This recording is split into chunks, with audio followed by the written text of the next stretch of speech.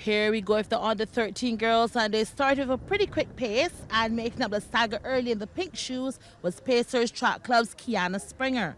But the others kept close tabs on her, as we know 400 is just as much strategy as it is about the speed. Fast forward to the final 100 meters, and it seems Springer had it all wrapped up. Or did she really?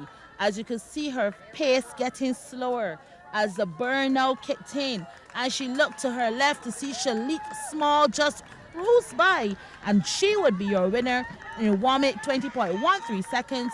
Springer barely held on for second as she walked over the line just before the pair of Talija Seeley and Janae Hines.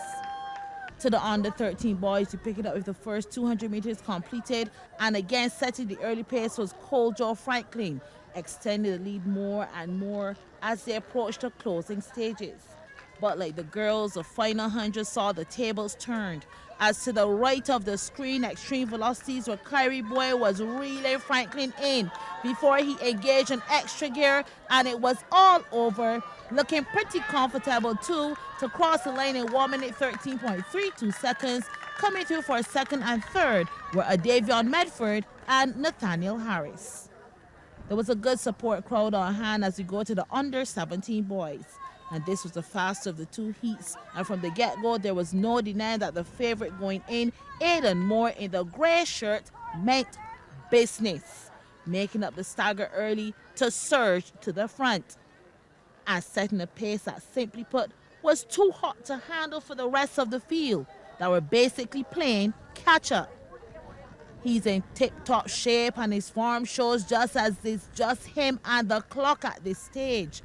Just about 80 meters to go, and he's in cruise control, smashing the field in a time of 53.56 seconds, competing today for elite distance, but for BSAT, that's Harrison College's star boy.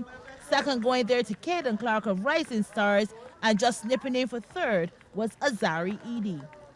The Open Girls race also served up a dominant performance in a class all her own was Chrisaria Ballantyne. The extreme velocity athlete was almost treating this like a training session, striding with such ease going down the backstretch. She too having good form to match the speed. The turn for home, and it seems she even took it up a notch. This is the time to truly gauge where you are at, and she is pretty much on point at this stage, executing from start to finish. Just now to see the time, 1 minute 04.37 seconds. Second was elite distances Ebony Jones, with her teammate Soraya Nichols in third.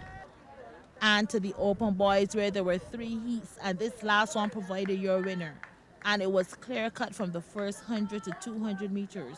Who would that be? In the outside lane and moving like a freight train, Yaze Daniel, but the others were on his heels and closing in fast.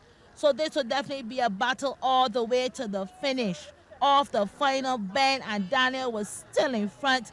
Vernon Eiffel looking to come and snatch it from Daniel, but Daniel was able to hold on, taking the win in 51.18 seconds, Eiffel 51.23, and third was Ori Edwards 51.89. There we go. The track and field season is on.